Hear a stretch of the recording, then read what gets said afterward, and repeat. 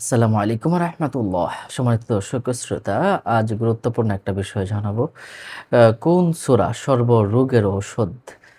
অবশ্যই এটা জেনে রাখা প্রয়োজন। কারণ আল্লাহ পাক রব্বুল আলামিন পবিত্র কোরআনে বলেছেন, ওয়া নুনাজ্জিলু মিনাল কোরআনি মা হুয়া শিফা। আল্লাহ পাক শিফা স্বরূপ পবিত্র কোরআনকে নাজিল করেছেন।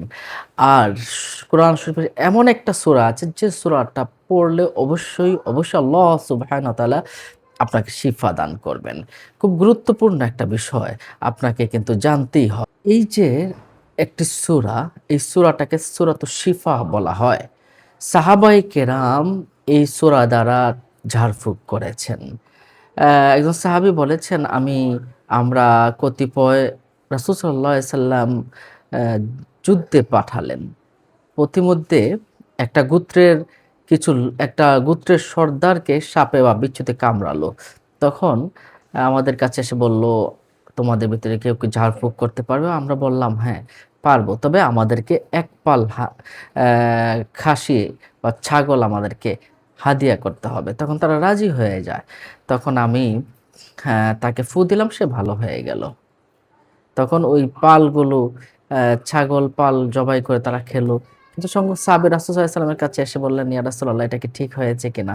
তখন রাসূল সাল্লাল্লাহু আলাইহি সাল্লাম বলেছেন যে, "তোমার কাছে কি আরো কোনো ছাগলের পা অবশিষ্ট আছে? আমাকেও দাও।" তখন কি হলো বিষয়টা? বোঝা গেল যে এটা জায়েজ আছে। এবং এই সূরা এত পাওয়ারফুল একটি সূরা, যে সূরাটা পড়ে উনি ফু দিয়েছিলেন। রাসূল সাল্লাল্লাহু আলাইহি ওয়াসাল্লাম বললেন, "তুমি কোন সূরা পড়ে ফু দিয়েছিলা?" তখন তিনি বললেন যে, "আমি সূরাতুল ফাতিহা ৭ বার পড়ে ফু দিয়েছি, যার কারণে সে সুস্থ হয়ে গেছে।" সূরা ফাতিহা যদি আপনি ৭ বার পড়ে জ্বরগ্রস্ত অবস্থায় কোনো মানুষকে ফু দেন, সুস্থ হয়ে যাবে। ৩ বার পরে ফু দিলে যেকোনো ব্যথা ভালো হয়ে যেতে পারে। এভাবে আপনি যেকোনো রোগে ৭ বার পরে ফু দিবেন, ভালো হয়ে যাবে।